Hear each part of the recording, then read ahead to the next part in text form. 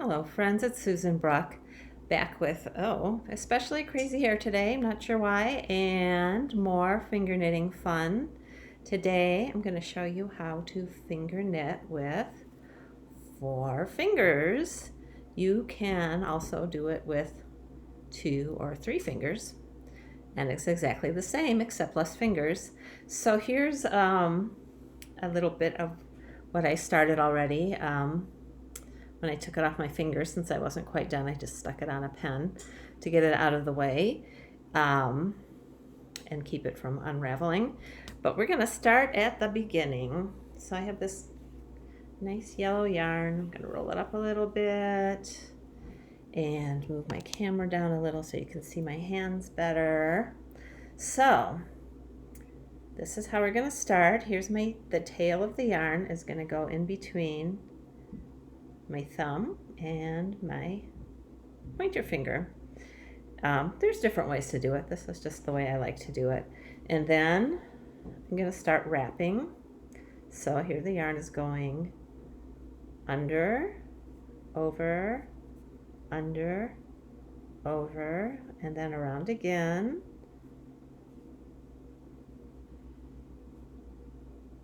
And so it looks like this. And it looks like this.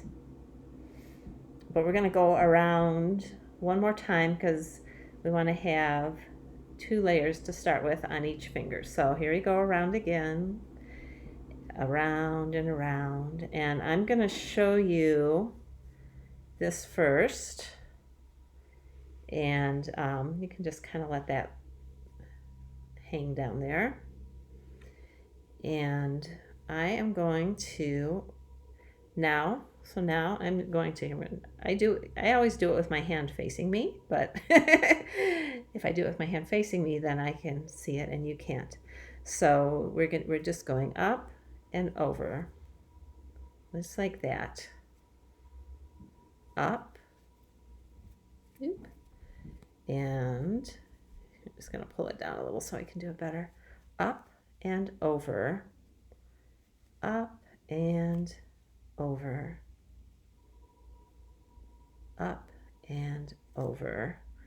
And then you can let go of this end after you do the first one, and then gonna wrap. And so after you've done all 4 fingers, you can see it's just starting, and you've got your little tail, which you don't want to use. You can just let it hang, and gonna wrap again, over, under, and back around, just weaving it through your fingers. And then you can, now you can, that you're not holding the tail, you can just kind of loop that, the end of the yarn that's coming from the ball over your fingers, and you just do it again. Up and over, up and oop, over, up and over. So you're always taking the bottom loop, lifting it up over the top loop, and then over your finger. So as it gets longer, you're going to have a little, just like this, hanging off of your hand. I'm going to do it slowly one more time, and then I'll just keep going a bit and keep showing you and just talk a little bit about how you might do this with your child if you want. But for now, we're just going to go around again. So around, behind, in front, behind. And I try to keep my fingers a little bit far apart because otherwise, I don't know, the yarn just tends to get tighter as you go. So, and then I've got that back between my fingers there, and I'm going to do it again. Bottom loop over the top loop and over your finger. Oops, see, it is getting a little tight already. It's hard to get my hands out of the way.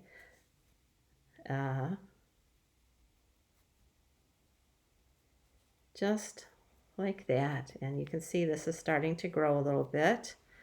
So I'm going to keep going and around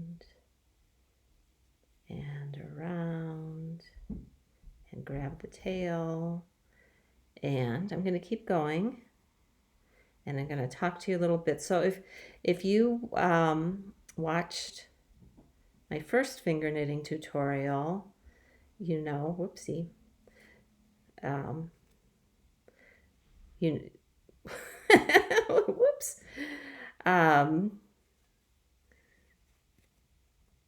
Yeah, there we go. Got myself. Perhaps I can't walk and talk at the same time. Up and over.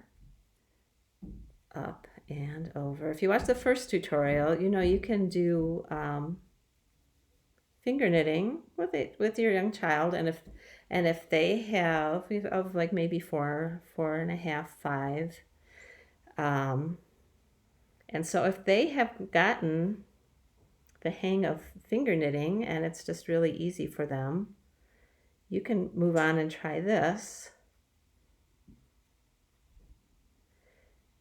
And I would probably start, if I was doing it with a young child, I would start with 2 fingers and work my way up.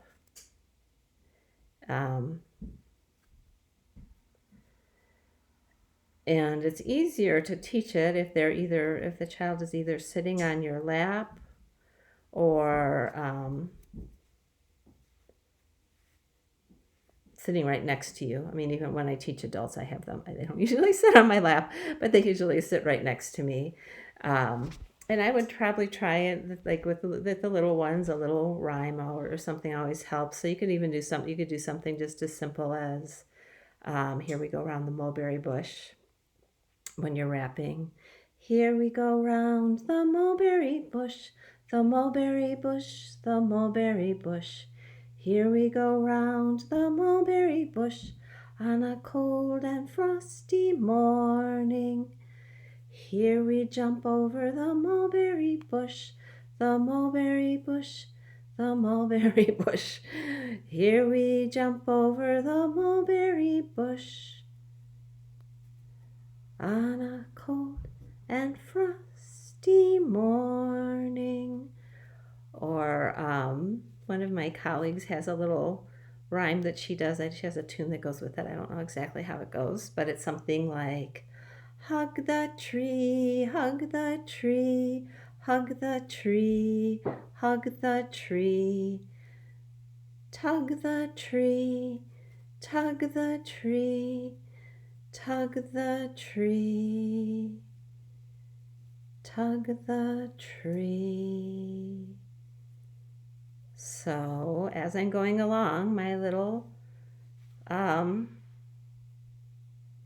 my little finger knitting is growing, and so you get a nice flat narrow piece. So you can use these for various things, but you know, you can still just make it, if you made it a little longer, it could be a bracelet. You might want to, you could sew it or tie it shut, or you could make a necklace also. And one thing that's nice to do with these pieces is get 3 of them and get 3 long ones and braid them together into a scarf. I like to do that. I had one that I made, but here, I'll let you see it from the back too.